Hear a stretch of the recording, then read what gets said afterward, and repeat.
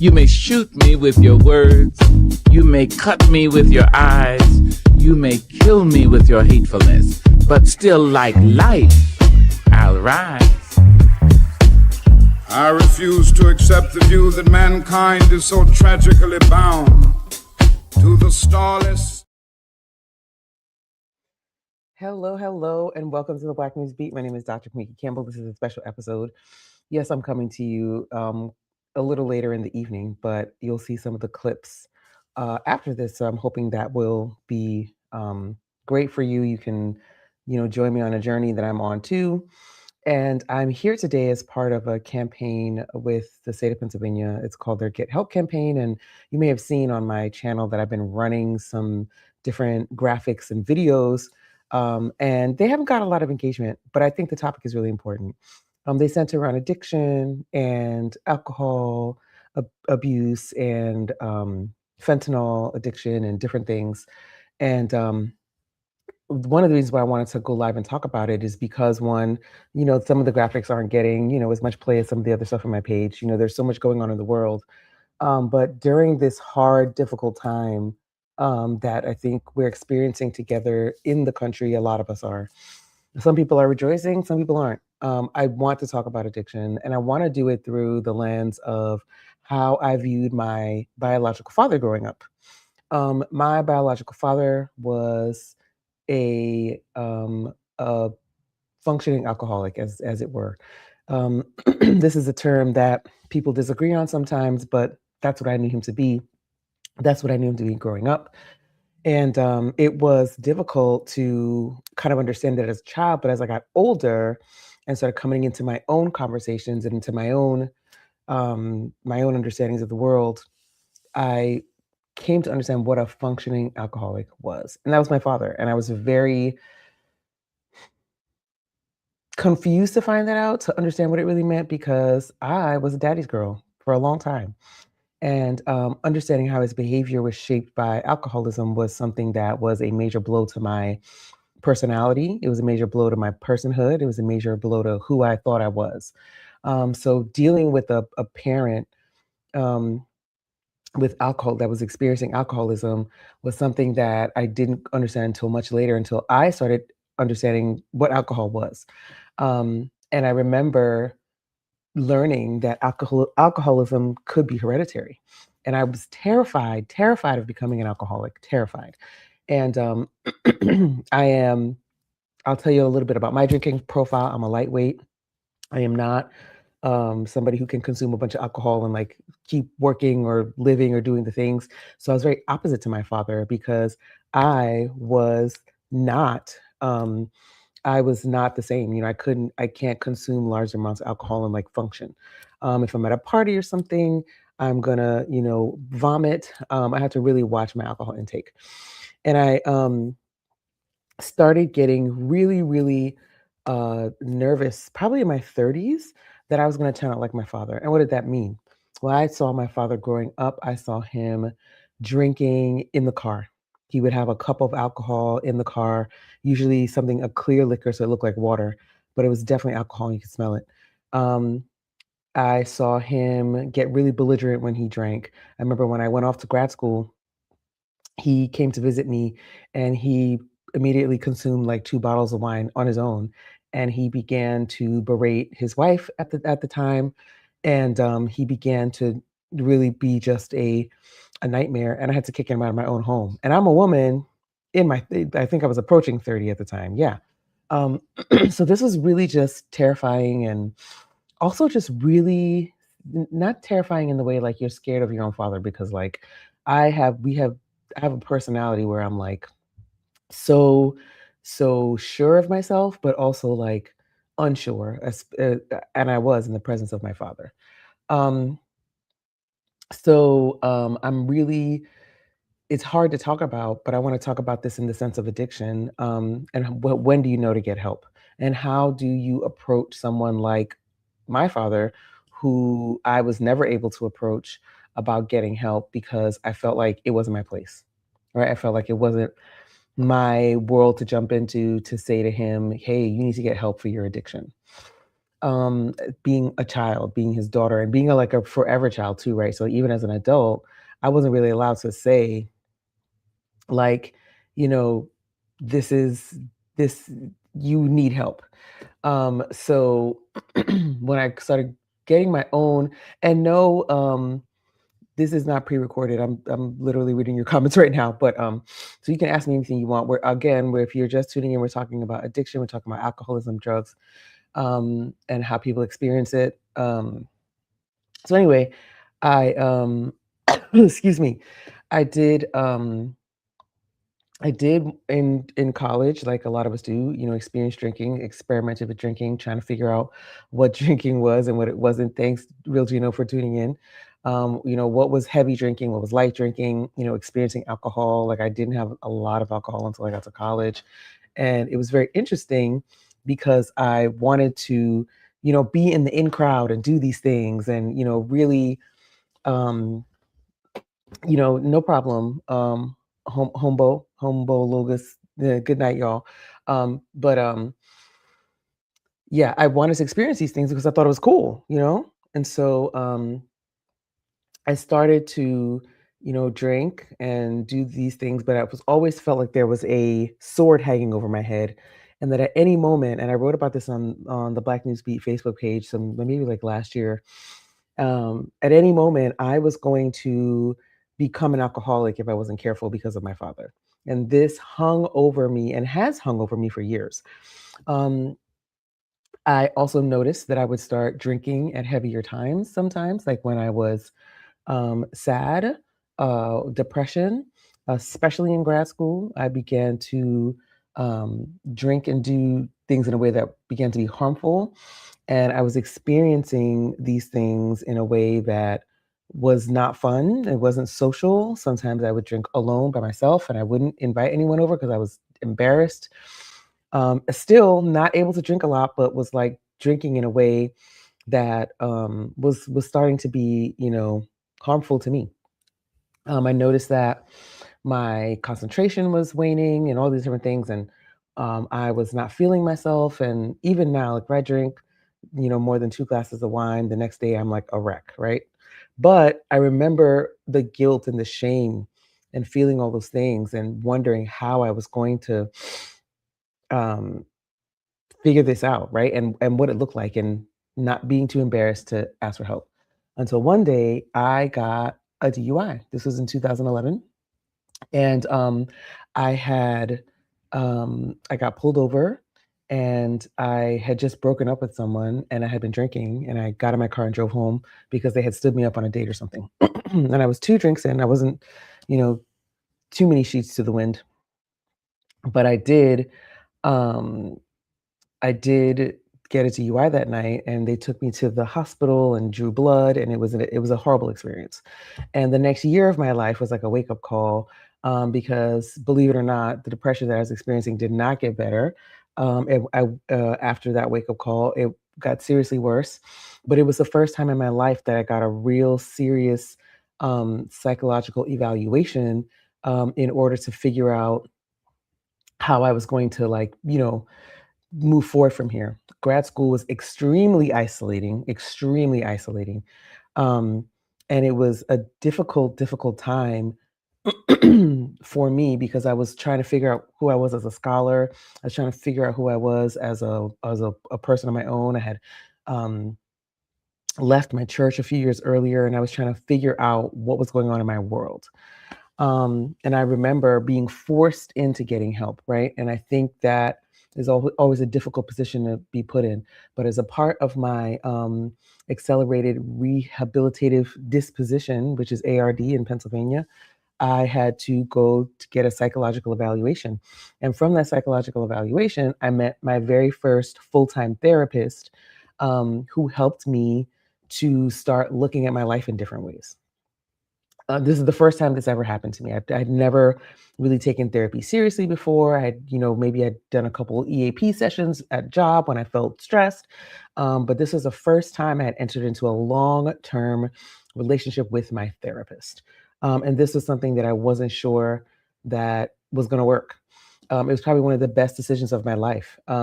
to do that. And it all happened from drinking, getting in a car, getting a DUI, feeling this sense of shame, feeling like I could not get my life together, and finding out in grad school. I was a late grad schooler, so I was like 27, 28, and I I had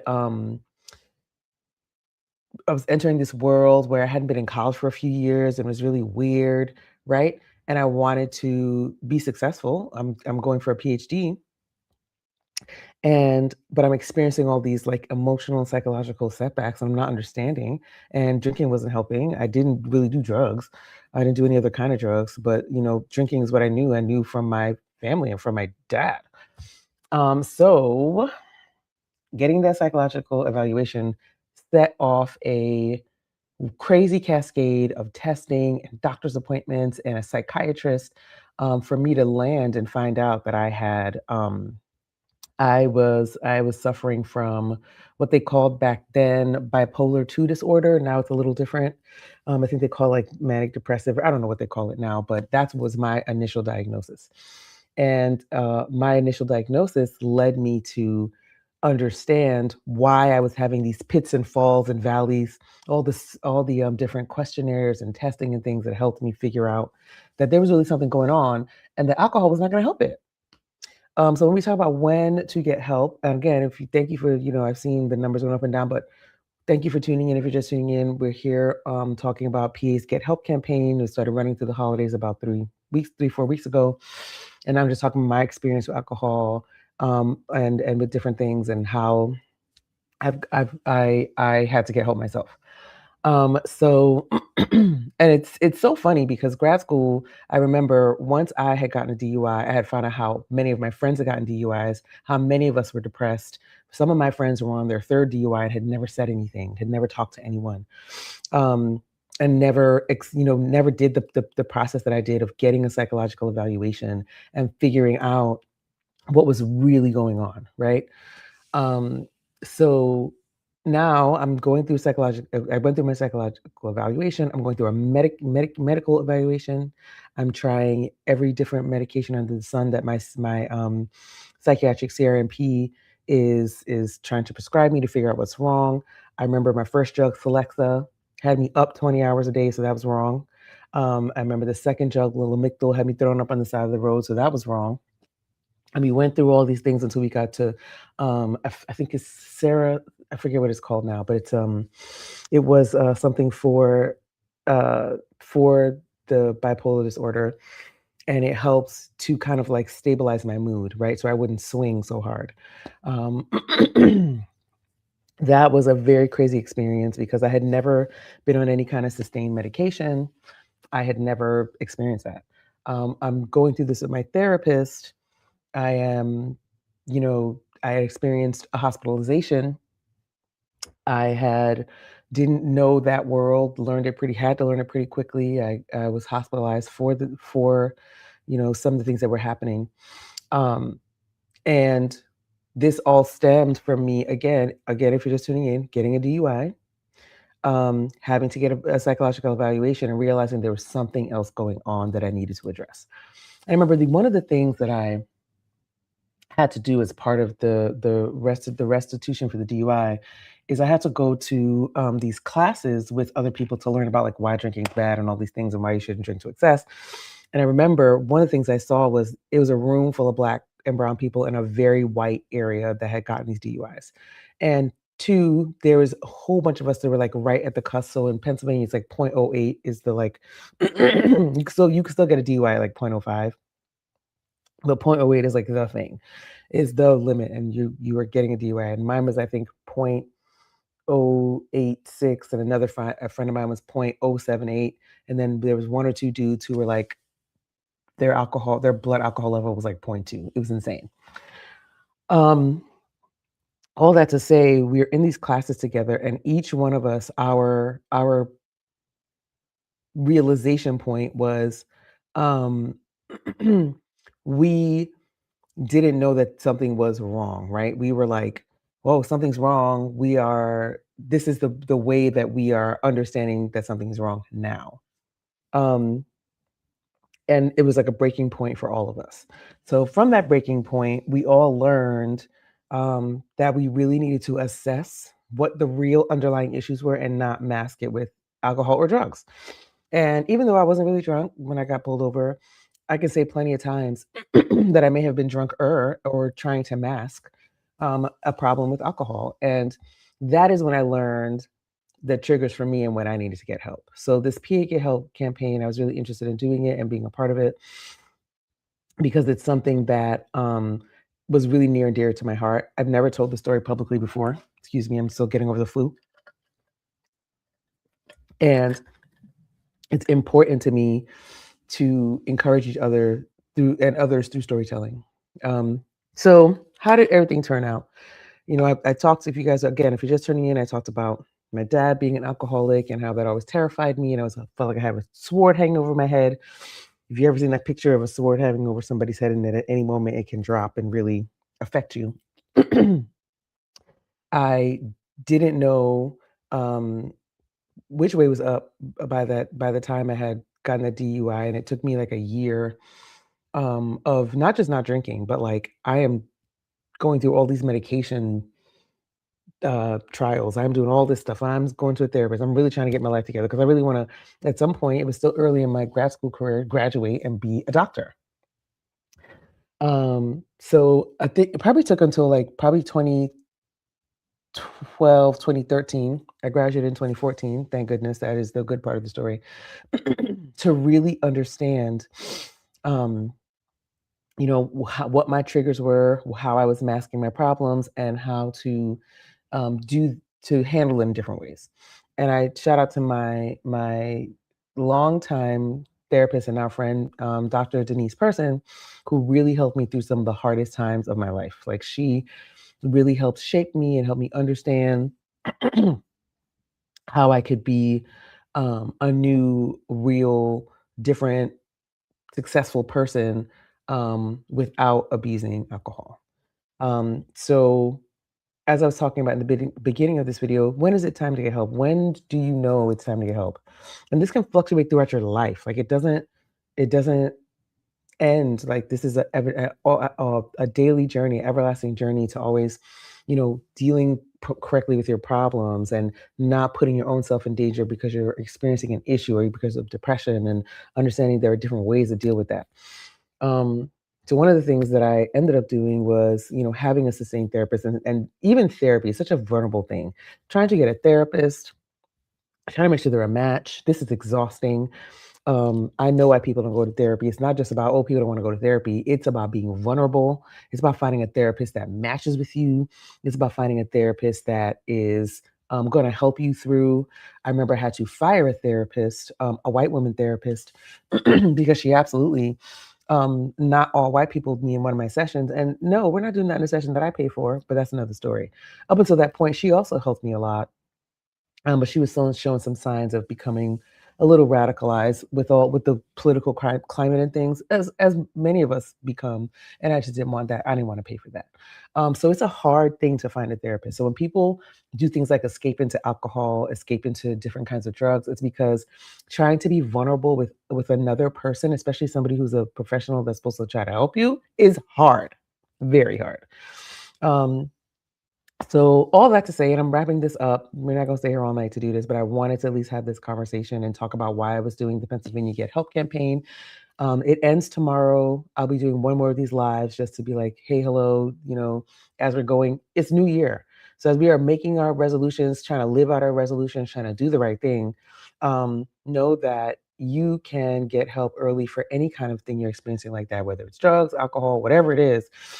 Any other kind of addiction, food, whatever it is, you can get help in a way that's going to honor your personhood, honor who you are, and help you really get to the goals that you want to get to in life. So that's really all this is about. I thank you for watching. Join me in sharing the PA Get Help posts, the Get Help PA posts. They are really important to what we do as a community and how we move forward individually and as communities. And just want you to join me on that journey. And if you need help, you can work with the PA Get Help folks, pa.gov/get help, pa.gov/get help, in order to get the help you need. All right. If you have any questions, I'm always available to answer. There's a lot of things that I didn't know that I began to understand and know to do to help myself and be a better person and become better. And you can too. All right. I'll talk to y'all later. I'll see you soon. We're going to be starting back episodes of the Black News Beat in February for Black History Month, but I'll be on the page, talking like I always do. So I'm excited that that we got to tune in for a few minutes. And if you were watching on Facebook or LinkedIn or Instagram or YouTube, thank you for that. I appreciate y'all so much. And we shall talk soon. See you later.